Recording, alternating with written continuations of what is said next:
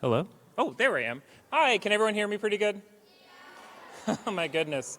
Well, first of all, my name is Zach Merritt. I'm the Director of Education here at the Clay Center for the Arts and Sciences, and I am so happy to see all of you all here today. It's going to be an amazing day of STEM education here at the Clay Center with a bunch of fabulous partners, vendors from all across the state.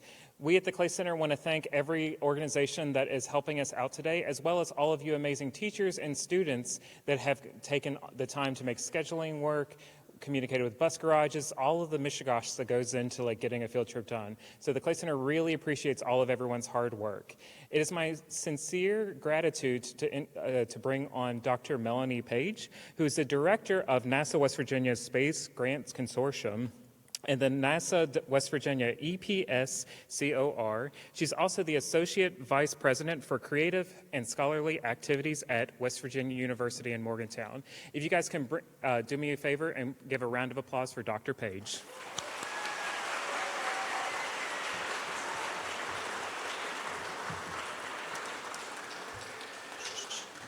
Good morning, everybody.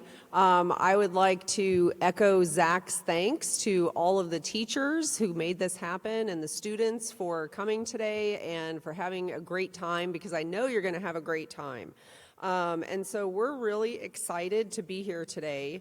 And I want to thank all of our vendors, including West Virginia SPOT, Green Bank Observatory, South Charleston Library, Science Behind the Sport, National Youth Science Academy, WVU Extension, Kanawha County, NASA IV&V ERC, NASA Goddard Heliophysics, Plants LLC, Shepherd University Seeding Your Future, West Virginia Department of Education WVU STEAM Technical Assistance Center, West Virginia State University Extension. You guys can see how many people in this state want you guys to be really good in STEM, because we're not done yet. West Liberty University, West Virginia Alliance of STEM for the Arts, the Clay Center, and West Virginia Space Grant. And so this is an event. This is our 10th year anniversary. So if you haven't been able to stop by the front table and get a 10-year anniversary sticker, please get one of those. And so this event used to move around the state, but since 2019, the Clay Center has generously been our home. And so we're able to do this event every year with the support of Zach and his team. So huge thanks to them. Thanks also to the Assistant Director of the Space Grant, Candy Cordwell. She couldn't be with us today, but she has been at every other Space Grant for the last 10 years, was one of the persons who conceptualized this idea to have this kind of an event. So a huge thanks to Candy. Huge thanks to Christina. You'll see her running around today. She's our program director. Alyssa is our administrative assistant.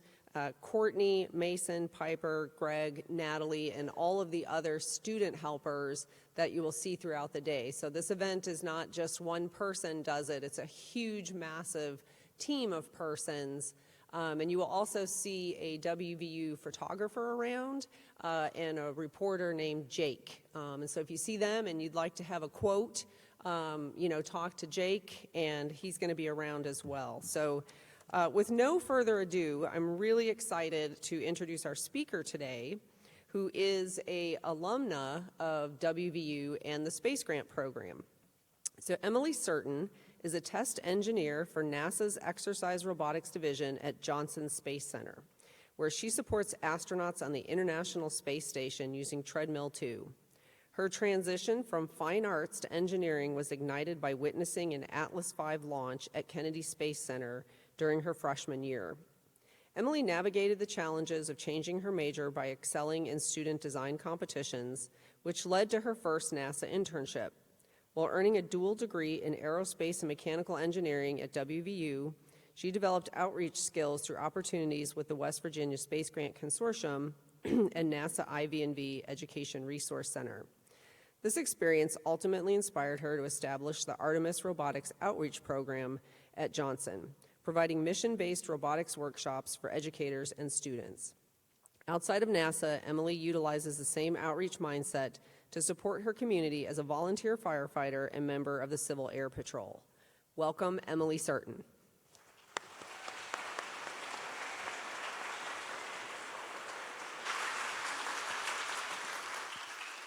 Well, thank you, Dr. Page, for the wonderful introduction. Hi, everybody. My name is Emily, and by a show of hands, are there any other Emilys in the crowd? Okay, twins. Okay, love to see that. I'm not sure if you guys have heard about the Artemis program, but you're going to hear a little about it today, along with my rocky start and, I guess, still progress towards where I am today at NASA. It's been a tough road, but I'm here to share it with you today in case you might take something away from it. So yeah, my name is Emily. My last name is Surton, but I'm anything but certain. I'm from Long Island, New York, but I ended up finding myself here at West Virginia University and graduated only a few years ago with mechanical and aerospace engineering. Places I've worked at some bagel shops, Busch Gardens Amusement Park, and NASA with the Viper Moon Rover and the International Space Station. Things I love to snowboard, volunteer firefight, and I love collecting plushies, namely Squishmallows. And someone else I want you to meet is the resource prospector. It was actually the pioneer of the Artemis program, meant to fly all the way to the south pole of the moon in search of volatile resources. And you're probably wondering what that is. And it's a fancy way of saying water, ice, and other things that astronauts might need for us to sustain a presence on the moon long term. So on board we have a solar panel way in the front, an ice drill in the middle, to kind of go into the regolith and look for some samples, and then a little oven, like an easy bake oven, to process those samples, and it'll tell us what it finds using those little antennas on top. And it loves long scenic drives and playing fetch, I'm told by the engineers. So we have quite a few similarities, one being when I was about your age in middle school, I also had no idea what I wanted to do. I had no idea what college was all about. Majors, had no idea what that was. And same with Resource Prospector. We didn't know where we wanted to send it, not sure where to get funding, not sure where would be the best place to ensure its own survival and the survival of astronauts that would go where it would venture. On my end, the challenges were that I absolutely loved science, was obsessed with science class, but I was really bad at math. My scores were dog water, so bad. And it was pretty embarrassing, but I did love art, loved pottery, and ended up setting my sights on Disney Imagineering because I loved painting sets for plays. So it's really incredible being here at the Clay Center and seeing their incredible stage.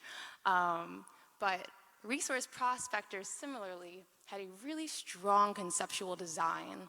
However, it had trouble finding its way there because it just had so many different problems along the way, such as not enough instruments on board that could do enough science to make it worth going that far. So for me, a new chapter meant finally graduating high school, somehow, starting art school at USF, because I just wanted to go so badly, had no idea what to do, and it was a really tough time because I'm not sure about you guys, but in middle school, I was not really into school, honestly. I was more obsessed with my Animal Crossing island, if anything, and I was just really into just making friends and just hanging out and not really focusing on the future. And then suddenly, we graduated high school, and all of my friends started going to college. And I did not apply anywhere. I didn't take any SATs, ACTs, nothing. Had no idea what to do. So I ended up leaning on one of my guidance counselors and being like, hey, I completely just missed the mark. I had no idea what to do, and I want to be an artist. What do I do? And she was like, well, you got to start looking at where you want to go, look at funding streams, and go from there. So I started looking. There's a million schools out there. Oh, my goodness. And I quickly found that college costs a lot of money. So I just got 3 jobs that semester while all my friends are out exploring their new lives in college. And it was really tough to see because I just felt like I was just held back. So I worked as hard as I could that semester and got enough money to afford 1 year of classes and ended up in Florida at an art school and ended up meeting an incredible group of people that were on my dorm floor. They were all engineers, and I was the only artist. But one day, they invited me to Kennedy Space Center to view a rocket launch. And I was like, cool, let me bring my canvas, let me bring my art supplies. We all jumped in the car and went to the launch. And to this day, I get chills telling this part because I cannot describe the huge impact that that one event in my life had had on me. I just remember setting my canvas down and hearing the teleprompter count down from 5. And as he approached 1, the world just went silent. There was not a bird, not a cough in the distance, like nothing. And I just remember seeing this massive just work of engineering into the sky, just like ascending into the heavens, just like it was the most unreal thing I've ever seen. And it was followed quickly by a huge rumble of the rocket. And this is the picture of that actual launch. And you can kind of tell the time frame where I took it because you could see the Instagram filter I, for some reason, decided to put on it. And that launch from that day changed my life.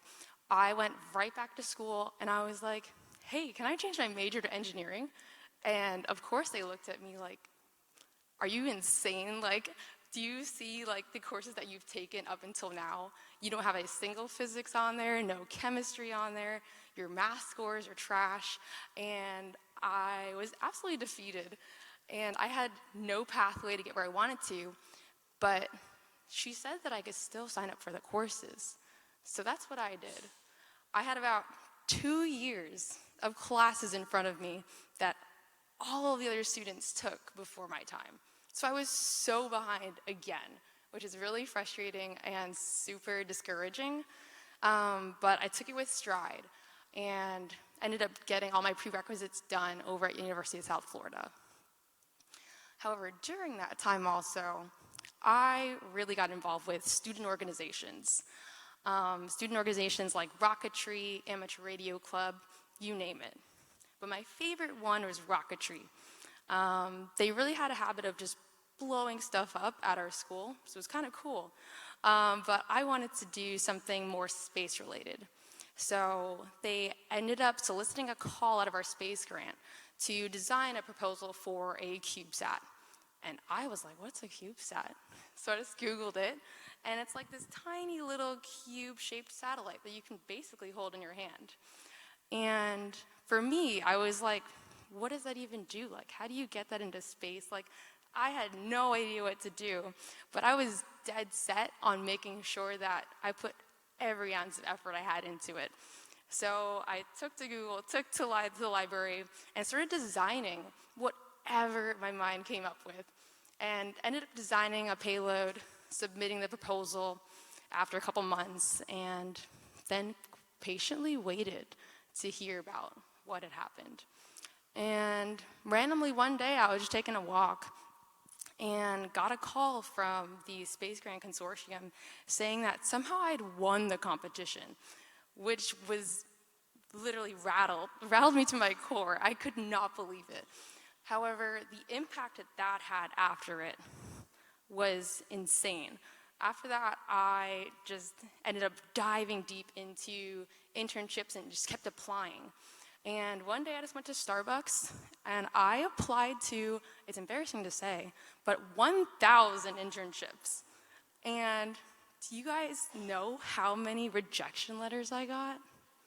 I got 999. It was insane. But the crazy part is that the one that I heard back from, and I'm like getting slightly teared up right now, is that I heard back from an internship in West Virginia at NASA IVNV that wanted to give me a shot. They gave me a call and said, we would love for you to help us out with our Spaceflight Design Challenge initiative to teach students across the state of West Virginia at various institutions how to build their own CubeSat payloads. And my jaw was on the floor. I pressed mute really quick, and I absolutely screamed on the phone. I was like, oh my God, and unmuted and accepted the offer. And after that, the rest is history. I ended up moving to West Virginia, and it was such an incredible experience. I ended up transferring to WVU also. However, I ended up starting my high-level engineering courses, which meant a lot more math. And I forgot about the hard math part. And it was extremely challenging. There's so many courses that are just absolutely incredible over at WVU and incredible teachers. But I find myself having difficulty keeping up with my peers. And similarly, the whole Resource Prospector mission got rebranded and scrapped and changed to Viper, which is the Volatiles Investigating Polar Exploration Rover. NASA loves its acronyms, but the most important thing here is that with that new rebranding, they ended up adding 3 more scientific instruments on board. However, with the added complexity, it added so many more engineering issues that we had to solve. And its biggest one was that it just loved to overheat. You could look at it and it would overheat. We had so many problems with it, but both me and Viper had to overcome those somehow. So for me, I had to seek a lot of help from tutors. I had to develop better study habits. I had a really bad habit of just binge watching like a TV show or something when I get back from school because I was so stressed out. And I really had to lock in to make sure that I could stay at WVU, stay in my internship. And it was extremely tough because you have all these new friends in college and you want to have so much fun. But I had to also take it easy and realize that I'm only human and prioritize my mental health in that same capacity. And when I was with Viper, we reached out to experts in the field to try to solve our problems. We expanded our team from 7 to 100 people and ended up building 3 new prototypes to actually test those boundaries. However, with that, the team also struggled with burnout a lot. We had a lot of people that were just overworked, and it became unsustainable after a period of time. And it really affected me too. It was just really tough to actually see family and friends for holidays because we were working so hard. And then at some point along my internship at NASA IVNV, I was met with a crossroads. I had all these things going on. I had clubs, I had classes, and this internship all going on around the clock. And it was absolutely so difficult. And because of that, my grades started to tank. I was just way too oversubscribed in outreach events, and I was doing way too much. And it was a really tough time because I had to make a difficult choice. I had to choose between pursuing research in microgravity, a NASA internship, and my academics. And similarly, the moon lander provider that we had experienced a failure with their launch vehicle. So NASA was challenged to set back our launch date multiple times, delaying the mission. We ended up incurring a bunch of costs because of that. And even though the rover was fully built, as you guys probably heard this summer, the whole mission got scrapped.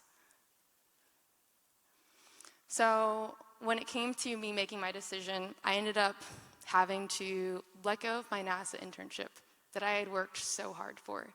And it was one of the toughest decisions I've ever had to make. I've made so many wonderful friends there, so many great mentors, and I had to let it go just to be able to pursue my new avenue with microgravity research and ensuring that my grades stayed up. And it was really tough. And likewise, Viper has continued to explore other avenues in commercial space as we speak. But yeah, it was a really tough time. And the one place that I ended up falling back on was the Space Grant Consortium that is actually responsible for why we're all here for today. I had such a difficult time finding my way back to NASA, and I honestly lost myself for a little bit. I lost my identity that I held so closely to being able to land this internship, and I was so proud of working there, and I lost a part of myself and felt that I couldn't get it back. I tried applying for more internships, but because my grades have slipped so low, I wasn't able to qualify for so many of them, which was really discouraging. But through the Space Grant Consortium, I was able to continue pursuing research avenues, fellowships, you name it, outreach. And through those avenues, I was able to find my way back to NASA IVNV through different ways, like their fellowship program. And honest to God, they are the reason why I am up here today and able to say that I work at the Johnson Space Center, that I'm still out there today just pursuing a master's degree in engineering. They are the reason why I was able to stick with it. And I'm just so thankful for everybody there, Candy and Majid, and everybody that's just here coordinating to have you guys here. It's just an incredible organization.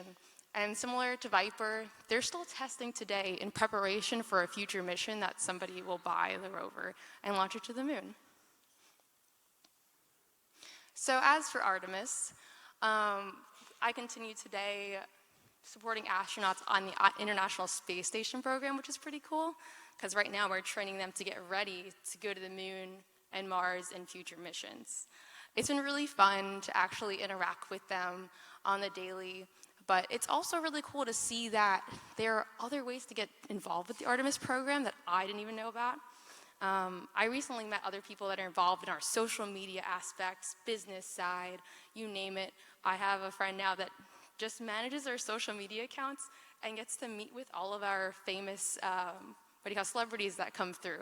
Like, she got to bring Tom Hanks to Mission Control. They brought Mr. Beast like a couple months ago. It was really interesting that you can just get involved with Artemis, not just through science and engineering, but you can really get into even art. We have people that are in charge of all of our mission patch designs, you name it. And as for Viper, on the Artemis side, we are shifting our focus to the pressurized lunar program, so that we have a vehicle that the astronauts can actually drive rather than an autonomous one like Viper. And some takeaways from my presentation more so are that change is going to come and there will be setbacks. But if you take nothing else from today, just the main part that I wanted to get through to you guys, that the Space Grant is an amazing avenue if you do want to pursue STEM. However, no matter what you end up doing, just keeping at it and just not giving up and not letting anything stop you is the most important part of it. Because as you've seen, I've had a lot of failures and somehow ended out coming into a career that I absolutely love. So I kind of wanted to make sure that I made that very clear today. And if you're ever feeling lost, always lean on your friends, family, mentors to help guide you, because they are full of just information, but also are a great place to go if you're feeling a little lost. But with that, I wanted to say thank you guys so much for coming today. Thank you so much for the Clay Center for coordinating. You guys have been amazing. I am absolutely so stoked to have been here today. And just thank you so much. I was going to shake your hand.